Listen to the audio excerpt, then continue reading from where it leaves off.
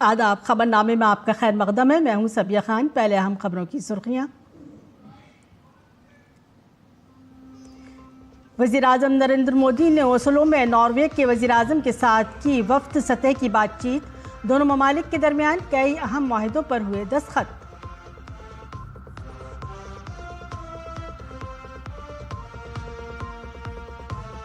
हुकूमत ने कहा, मुल्क भर में मामूल पर रहे ईंधन और गैस की सप्लाई। खादों की मुनासिब दस्तयाबी की भी कराई यकीन दहानी। आवाम को घबराहट और जल्दबाजी में खरीदारी से गुरेज करने का दिया मशवरा। छत्तीसगढ़ के नक्सल मुतासरा इलाकों में शुरू किया गया एक नया तरक्याती मॉडल। वज़ीर दाखिला अमित शाह ने किया ऐलान, 31 मार्च तक पूरा भारत नक्सलिज्म से हो गया है पाक। और योगी काबीना ने पसमानदा तबकात कमीशन की तश्कील समेत 12 तजावीज़ को दी मंजूरी। तालीम, सेहत की देखभाल और मेट्रो मंसूबों के हवाले से हुए बड़े फैसले से आवाम को मिलेगी बड़ी राहत। खबर तफसील से। वज़ीर-ए-आज़म नरेंद्र मोदी अपने 5 ममालिक के दौरे के चौथे मरहले में नॉर्वे में हैं।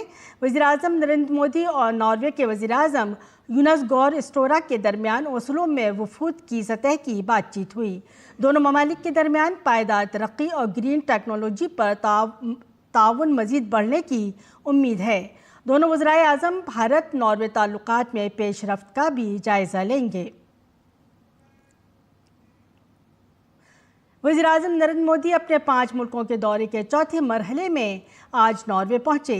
हवाई अड्डे पर वज़ीर-ए-आज़म यूनस गौर स्टोरा ने वज़ीर-ए-आज़म मोदी का इस्तकबाल किया। ये वज़ीर-ए-आज़म मोदी का नॉर्वे का पहला दौरा है। वह 43 सालों में नॉर्वे का दौरा करने वाले पहले भारतीय वज़ीर-ए-आज़म हैं। अपने दौरे के दौरान पीएम मोदी तीसरी भारत नॉर्डिक चोटी कॉन्फ्रेंस और 2 तरफ़ा मीटिंगों में शिरकत करेंगे। वज़ीर-ए-आज़म नरेंद्र मोदी नॉर्वे के दौरे पर हैं। होटल पहुंचने पर भारतीय बाशिंदों ने रवायती अंदाज में उनका इस्तकबाल किया। एक भारत श्रेष्ठ भारत यानी एक भारत बेहतरीन भारत की एक झलक यहाँ देखी गई। कसरत में वहदत की नुमाइंदगी करने वाले नौजवानों की एक बड़ी तादाद भारत की रियासतों के मलबूसात में मलबूस नजर आई। वज़ीर-ए-आज़म का इस्तकबाल करने के बाद नॉर्वे में मुकीम हिंदुस्तानी तारकीन वतन के अरकान ने खुशी का इजहार किया। उन्होंने कहा कि वज़ीर-ए-आज़म नरेंद्र मोदी की क़यादत में हिंदुस्तान ने बेमिसाल कामयाबी हासिल की है। ये बच्चे हैं जो प्रधानमंत्री नरेंद्र मोदी के स्वागत में तरह तरह के गीत संगीत गा रहे थे। इनसे मैं पूछता हूँ कि कैसा लगा?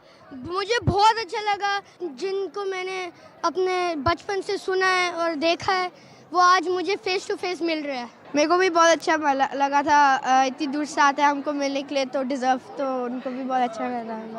I liked it very much and that we got to meet our honorable Prime Minister from India. It was a surreal experience. I never thought I would actually meet Narendra Modi. What really excited me was that he's here, like the PM, and especially that we live in a foreign country. It's a really big opportunity for us. अपने देश को एक बहुत पहली बार एक ऐसा संत मिला है जिसने देश के लिए सब कुछ त्याग दिया है। देश के प्रधानमंत्री 46 इयर्स बाद ऐसा कुछ हुआ है यहाँ पे, तो हम बहुत खुशकिस्मत हैं। आज उनको देख कर ऐसे लगा पता नहीं कैसे, बहुत इमोशनल हो गए थे हम लोग। पर मोदी है तो मुमकिन है। देश के लिए बहुत अच्छा काम कर रहे हैं। प्रधानमंत्री हो तो मोदी जैसे हो, क्योंकि जो उन्होंने किया अब तक किसी भी प्रधानमंत्री इतना नहीं किया जितना कि उन्होंने देश के लिए हमारे किया हुआ है। मैं लेके श्री राम जी का झंडा खड़ी तो उन्होंने उसे मेरे हाथ से ले लिया और उसका इतना सम्मान किया जो कि मैं बता नहीं सकती कि ये हैं हमारे जो धर्म के लिए, समाज के लिए, देश के लिए इतना कुछ करते हैं। सभी अपनी अपनी भावनाएं व्यक्त कर रहे हैं। कैमरा पर्सन लोकनाथ के साथ नॉर्वे की राजधानी ओस्लो से मैं अखिलेश सुमन। वज़ीर-ए-आज़म नरेंद्र मोदी का नॉर्वे का दौरा कई लिहाज से ख़ास होने वाला है। कारोबारी रहनुमा भी उनके दौरे के हवाले से काफ़ी पुरजोश हैं। डीएनवी ग्रुप के भारत, श्रीलंका और बांग्लादेश के कंट्री चेयर अमित मित्तल ने उन उमूर के बारे में डीडी न्यूज़ से खुसूसी बात की। प्रधानमंत्री नरेंद्र मोदी की नॉर्वे यात्रा के दौरान जो सबसे प्रमुख अवयवों में से एक है, उसमें है व्यापार और किस तरह से व्यापारिक संबंधों को बढ़ावा देना। तो ऐसे में हमारे साथ हैं अमित मित्तल, सबसे पहले ये बताएं कि जो प्रधानमंत्री नरेंद्र मोदी की यात्रा हो रही है उसमें अगर नॉर्वे के साथ भारत को व्यापारिक संबंध बनाना हो तो उसमें क्या चीज़ें हैं जो भारत को ज़रूर करनी चाहिए? आई थिंक ये जो टेपा एग्रीमेंट साइन हुआ है उसमें मेन चीज़ तो यही है कि जो एफ्टा कंट्रीज़ हैं वो $15 बिलियन, $100 बिलियन इन्वेस्ट करेंगे over next 15 years and 1 million job generate करेंगे। तो this by itself I think gives a lot of impetus to the business. इससे बिजनेस में तो बढ़ावा आएगा ही आएगा। किस सेक्टर्स में आएगा आई थिंक वो तो डेफिनेटली मैरीटाइम सेक्टर में तो आएगा ही, एनर्जी सेक्टर भी है, फूड सेक्टर है, we will see much more trade between India and Norway. लेकिन जो इंडिया की तरफ से मेरे ख्याल से सबसे ज़्यादा इंडियंस पे इम्पैक्ट पड़ेगा वो है opening up of services to these countries. Norway के जो व्यवसायी हैं जिसमें कि आपकी भी कंपनी शामिल है, भारत में कितनी रुचि ले रही है? हमारे भी 1000 से ज़्यादा एम्प्लॉयज़ हैं इंडिया में, 8 सिटी में हम काम करते हैं एंड ये तो बढ़ेगा ही। जैसे इंडस्ट्री बढ़ेगी वैसे ही हम लोग की ज़रूरत बढ़ेगी, एश्योरेंस कंपनीज की ज़रूरत बढ़ेगी एंड हम तो सोचते हैं कि इंडस्ट्री के साथ साथ हमारा भी काफ़ी फुटप्रिंट बढ़ना चाहिए इंडिया में। भारत और नॉर्वे के बीच में व्यापारिक जो संबंध हैं उन संबंधों में बहुत सारी संभावनाएं हैं और दोनों देशों को इन संभावनाओं के लिए प्रयास काफ़ी करने चाहिए। कैमरा पर्सन लोकनाथ के साथ नॉर्वे की राजधानी ओस्लो से मैं अखिलेश सुमन, डीडी न्यूज़ के लिए।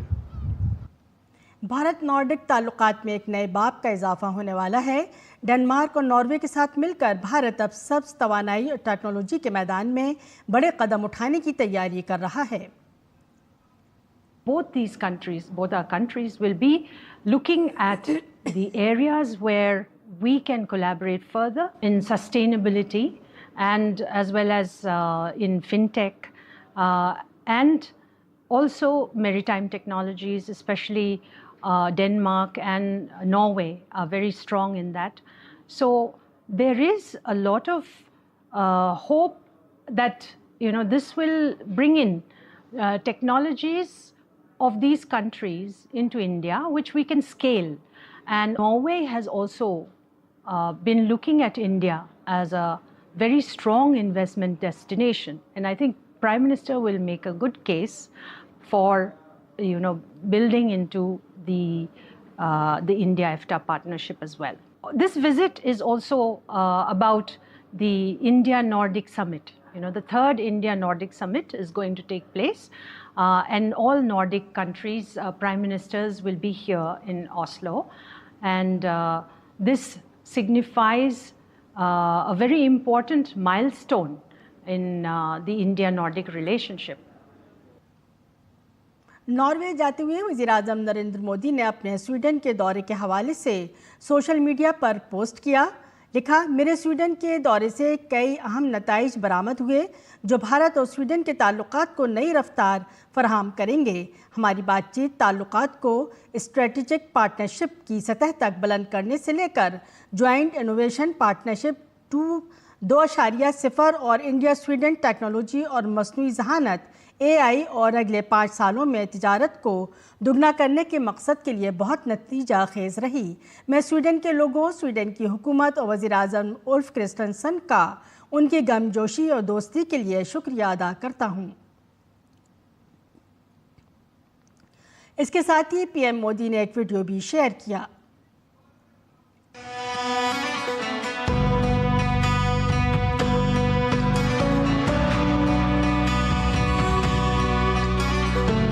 स्वीडन और यूरोप के इंडस्ट्रियल हार्टलैंड गोथनबर्ग में आना मेरी यात्रा को विशेष अर्थ देता है।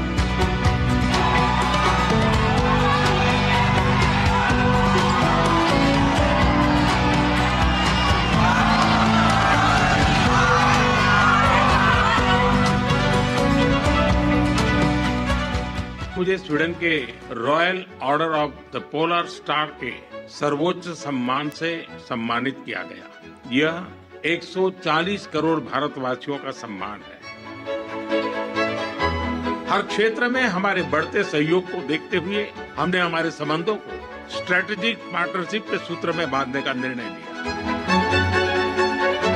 फास्टेस्ट ग्रोइंग मेजर इकोनॉमी के रूप में भारत आज एक नए आत्मविश्वास के साथ आगे बढ़ रहा है। पिछले 12 वर्षों में भारत रिफॉर्म, परफॉर्म और ट्रांसफॉर्म के मूल मंत्र पर चला है और सरकार की पॉलिटिकल विल से यह रिफॉर्म एक्सप्रेस फुल स्पीड पर आगे बढ़ रही है।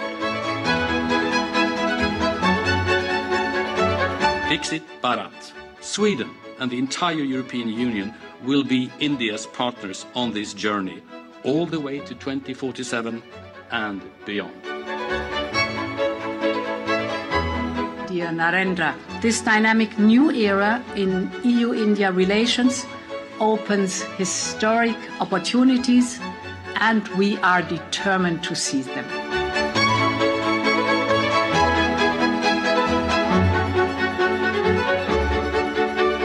साझा प्रयासों से भारत, स्वीडन और भारत यूरोप की साझेदारी निरंतर आगे बढ़ती रहेगी और हम मिलकर वैश्विक शांति, सुरक्षा और समृद्धि में अपना योगदान देते रहेंगे।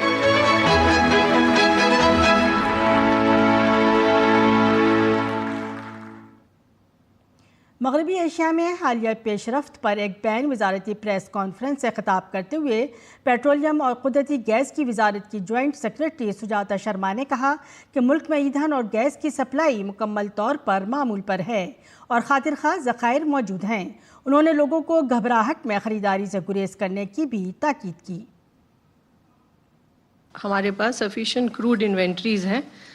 अगर प्रोडक्ट का सप्लाई देखें तो पेट्रोल, डीजल, एलपीजी और नेचुरल गैस के सफिशिएंट स्टॉक्स हैं और किसी भी एलपीजी डिस्ट्रीब्यूटरशिप पर या रिटेल आउटलेट पर ड्राई आउट नहीं है, लेकिन कई जगह पर अफवाहों के चलते पैनिक बाइंग देखी जा रही है। देश में पेट्रोल और डीजल की सप्लाई को नॉर्मल कर बनाए रखने के लिए हर संभव प्रयत्न किया जा रहा है और कोई भी रिटेल आउटलेट पर कोई ड्राई आउट नहीं है। दरियासना केमिकल और खाद की वजारत की जॉइंट सेक्रेटरी अपर्णा शर्मा ने कहा कि मुल्क में वाफर मकदार में खाद मौजूद है। हुकूमत स्टॉक पर मुसलसल नज़र रखे हुए है। India, through our consortium-based approach, we have secured about 13.5 lakh metric ton of diammonium phosphate and 7 LMT of NPK complexes. Besides, we are also the companies through the consortium of approach are also have also procured ammonium sulfate and other raw materials for fertilizer manufacturing. The availability of inputs for other inputs for urea and complex manufacture is being reviewed regularly by the government, by the department. इस दौरान जहाज़रानी और आबी गुज़रगाहों की वजारत के additional secretary Mukesh मंगल ने कहा कि तमाम भारतीय बहरी जहाज़ महफूज हैं और पिछले 96 घंटों में भारतीय परचम वाले जहाज़ या भारतीय अमले वाले गैर मुल्की परचम बरदार जहाज़ों से मुताल्लिक कोई वाक़या रिपोर्ट नहीं हुआ है। The Ministry of Port, Shipping and Waterways continues to coordinate with the Ministry of External Affairs, Indian missions and maritime stakeholders to ensure seafarer welfare and uninterrupted maritime operations. All Indian seafarers in the regions are safe and no incident involving Indian flagged vessels or foreign flagged vessels with Indian crew has been reported in past 96 hours. Ministry has facilitated the safe repatriation of more than 3,217 Indian seafarers so far, including 61 in last 96 hours from various locations across the Gulf region. Port operation across India remains normal with no congestion reported. इसके अलावा वज़ारत ख़ारजा के joint secretary असीम महाजन ने कहा, हमारे mission भारतीय तारकीन वतन के साथ सरगर्म अमल हैं। भारतीय कंपनियों के साथ बाकायदगी से बातचीत करके उनके खदशात को दूर किया जा रहा है।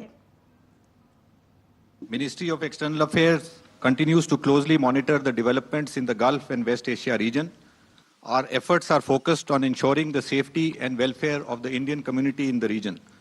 The dedicated special control room in the ministry is operational to respond to queries from Indian nationals and their families. We are in constant touch with the state governments and union territories to share information and coordinate our efforts. Our embassies and consulates in the region are operating round-the-clock helplines to provide timely assistance to Indian nationals. They are proactively assisting our citizens. They are also in close touch with the local governments. Advisories are being issued, including information related to local government guidelines. flight and travel situation, consular services, and the various welfare measures being undertaken for the community. VD. Satheesan ने अहदे का हल्फ लेने के बाद आज केरला के वज़ीर आला का अहदा संभाला। गवर्नर राजेंद्र विश्वनाथ आर्लेकर ने एक शानदार तकरीब के दौरान उन्हें और उनकी 20 रुकनी काबीना के अरकान को हलफ दिलाया। काबीना में कांग्रेस, IUML, RSP, CMP और केरला कांग्रेस के लीडर शामिल हैं। इसमें 14 नए चेहरे शामिल हैं, जिनमें 2 खवातीन और 2 अरकान दर्ज फहरिस्त के हैं। सतीशन 2001 से पुरवर हल्के से मुंतखब होते रहे हैं और यह उनकी पहली वजारती सीट है। कई दीगर कांग्रेस लीडरों ने भी पहली बार वजारती ओहदा संभाला। हलफ बर्दारी की तकरीब में कांग्रेस सदर मल्लिकार्जुन खड़गे, राहुल गांधी, प्रियंका गांधी वाड्रा, केरला के साबिक वज़ीर आला पिनराई विजयन और दीगर बाएं बाजू की जमातों और बीजेपी के नुमाइंदे मौजूद थे।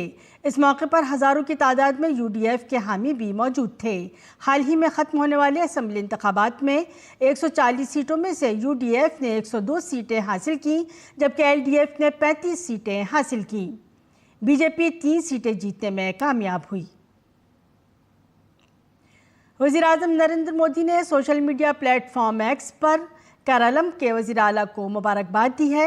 एक्स पर वज़ीर-ए-आज़म नरेंद्र मोदी ने कहा, वी.डी. सतीशन जी को केरलम के वज़ीर आला के तौर पर हल्फ लेने पर दिली मुबारकबाद।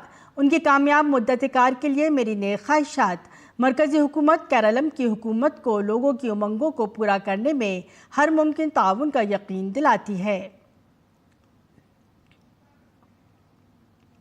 मरकज़ी वज़ीर दाखिला अमित शाह छत्तीसगढ़ के 3 रोज़ा दौरे पर हैं। छत्तीसगढ़ को नक्सल फ्री करार दिए जाने के बाद यह अमित शाह का बस्तर का पहला दौरा है।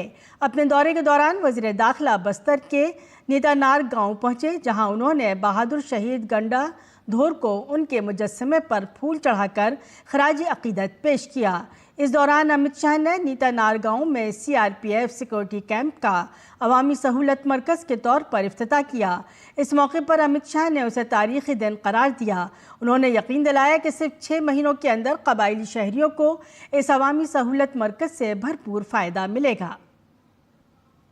आप सबके लिए और विशेष कर मेरे लिए बहुत ऐतिहासिक दिन है। मैं आपको भरोसा दिलाकर जाता हूं कि 6 ही माह में ये अभी एक सरकारी कार्यक्रम दिखता हुआ एक केंद्र यहां के आदिवासी भाई बहन और बच्चों से हरा भरा और हंसता खिलता दिखाई पड़ेगा। इस तरह से हम इसको प्रभावित करेंगे। अमित शाह ने कहा कि नक्सलिज्म से मुताल्लिक़ अज़्म का मकसद सिर्फ नक्सलिज्म को ख़त्म करना नहीं है, बल्कि गरीब कबायली लोगों को शहरों की तमाम सहूलियात फराहम करना है। उन्होंने वजाहत की कि इस मकसद के साथ कबायली इलाकों में तेज़ रफ्तार तरक्की और ज़िंदगी की बेहतर सहूलियात को यकीनी बनाने के लिए सरकारी स्कीमों, तरक्याती कामों के फ़वाइद को अब दूर दराज के देहातों तक पहुँचाया जा रहा है। जब नक्सलवाद का समाप्ति का संकल्प लिया गया, इसका उद्देश्य नक्सलवादियों को समाप्त करना नहीं था। उसका उद्देश्य इस क्षेत्र के गरीब आदिवासियों के जीवन में वो सभी सुविधाएं जो बड़े बड़े शहरों में होती है वो आपके बच्चों के लिए ला पाए, ये हमारा उद्देश्य था। और मुझे हर्ष है,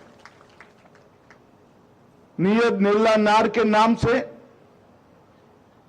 एक योजना चलाकर हर गांव में सस्ता अनाज की दुकान खोल रहे हैं, हर गांव में प्राथमिक स्कूल खोल रहे हैं। वज़ीर दाखिला ने बताया कि गरीबों में माहाना 7 किलो चावल तकसीम किए जा रहे हैं। कबायली शहरियों को 5 लाख रुपए तक के मुफ्त इलाज की सहूलत भी फराहम की जा रही है। हर गरीब को घर तक पीने का पानी पहुंचाने का काम हो रहा है। आधार कार्ड बन रहे हैं, राशन कार्ड बन रहे हैं। हर महीना प्रति व्यक्ति प्रति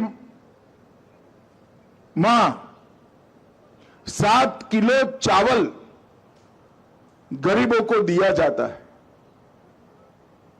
और 5 लाख तक का पूरा इलाज दिल्ली तक जहां भी जाना है वहां मुफ्त में करने का मोदी जी का योजना भी अब यहां तक पहुंच चुका है।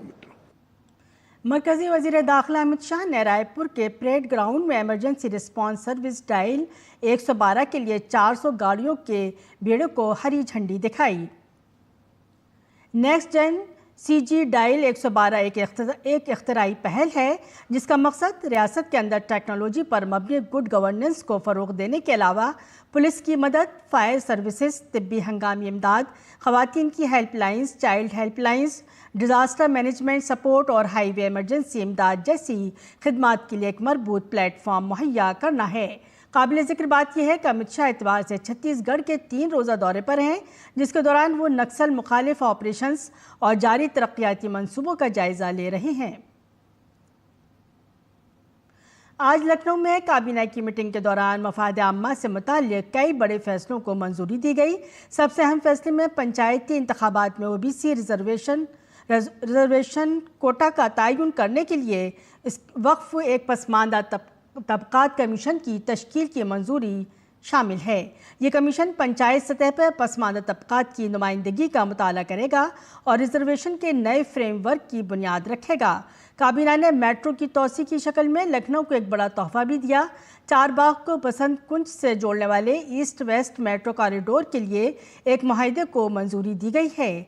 ये इक़दाम रियासत के दारुल हुकूमत लखनऊ के जुनूबी हिस्सों को बेहतर कनेक्टिविटी फराहम करेगा और शहर के पब्लिक ट्रांसपोर्ट नेटवर्क को मज़ीद मजबूत करेगा। दरियासना हुकूमत ने वेटरनरी तलबा को फ़ायदा पहुँचाने के लिए एक अहम फैसला किया है। इंटर्नशिप के दौरान मिलने वाले वजीफ़े को 4000 से बढ़ाकर 12000 कर दिया गया है। इस इक़दाम से वेटरनरी तलबा को इंतहाई ज़रूरी माली फ़ायदा मिलेगा।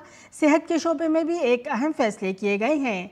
लोहिया इंस्टीट्यूट में 1010 बिस्तरों पर मुश्तमल एक सुपर स्पेशलिटी इमरजेंसी सेंटर तामीर किया जाएगा, जबकि स्वरूप रानी नेहरू अस्पताल की तोसी को भी मंजूरी मिल गई है। इसके अलावा मिर्ज़ापुर में पावर पोलिंग सब स्टेशन और ट्रांसमिशन लाइन की तामीर की तजवीज़ को मंजूरी दी गई। इसके अलावा अराजी की मुंतकली के साथ साथ आगरा मेट्रो कॉरिडोर 2 के लिए स्टेशनों और वायरकट की तामीर को भी हरी झंडी दी गई। मज़ीद बरा काबीना ने UP birth and death registration कानून 2026, यूपी पब्लिक सर्विस कमीशन तरमीमी रेगुलेशंस 2026 को मंजूर करने, सिक्योरिटीज़ से मुतालिक 2007 के नोटिफिकेशन में तरमीम करने का फैसला किया।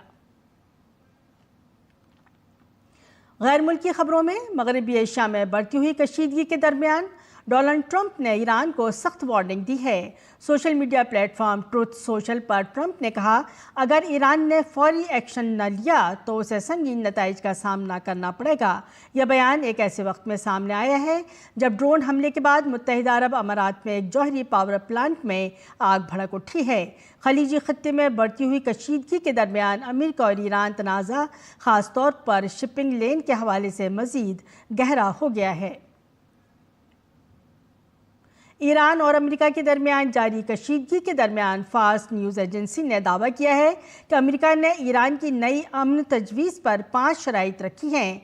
रिपोर्ट के मुताबिक वाशिंगटन ने जंगी मुआवजा अदा करने या ईरानी असासे छोड़ने से इनकार कर दिया है, जबकि ईरान से 400 किलोग्राम अफसूदा यूरेनियम हवाले करने का मुतालबा किया है। ताहम इन दावों पर किसी भी मुल्क की तरफ से कोई सरकारी रद्द-ए-अमल सामने नहीं आया है।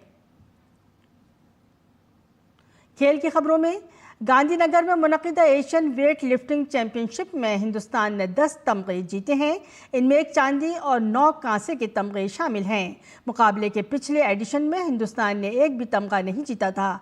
कॉमनवेल्थ गेम्स में कांसे का तमगा जीतने वाले लवप्रीत सिंह ने मर्दों के 110 किलोग्राम से ज़्यादा वजन के ज़ुमरे में कांसे का तमगा जीता। हिंदुस्तान का वाहिद चांदी का तमगा ज्ञानेश्वरी यादव ने ख़वातीन के 53 किलोग्राम वेट ज़ुमरे के स्नेच इवेंट में जीता था। हिंदुस्तान ने 1982 के बाद पहली बार इस मुकाबले की मेज़बानी की है। इंडियन प्रीमियर लीग में आज चेन्नई सुपर किंग्स का मुकाबला सनराइजर्स हैदराबाद से होगा। चेन्नई में होने वाले इस मैच में सबकी नजरें एक बार फिर MS धोनी पर होंगी। ये IPL के इस सीजन में धोनी के चेन्नई में खेलने का आखिरी मौका है। प्लेऑफ में जगह हासिल करने की अपनी उम्मीदों को जिंदा रखने के लिए चेन्नई को ये मैच हर कीमत पर जीतना होगा। इधर सनराइजर्स की टीम एक हफ्ते के वक्फे के बाद मैदान में उतरेगी। 14 पॉइंट्स के साथ सनराइजर्स इस वक्त पॉइंट्स टेबल पर तीसरे नंबर पर है। और खबरनामे को खत्म करते हैं। इजाजत दीजिए। आदाब।